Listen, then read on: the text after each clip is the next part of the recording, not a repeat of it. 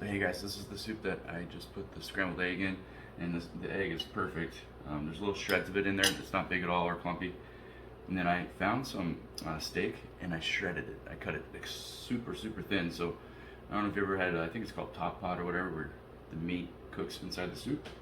That's what we're doing here. So I am just adding this really thin steak that I cut, super thin, and it should cook in the hot boiling soup. It's now, this is definitely not vegetarian. It's a meat eater's dish. This is how easy it is to take any of my recipes and turn it into something that a non-vegan would eat. So you can throw meat, dairy, egg, anything into pretty much anything I make, and it'll be still really good, and it'll provide you that extra kick that you're looking for because you're not vegan. But again, watch my shows. They're all going to be tailored towards vegans because it's just easier to do it that way, because I know that that's a great base because everybody can build from that base, right? You can always add meat, you can't exactly take it out. Make sense? All right, so that's awesome. Thank you.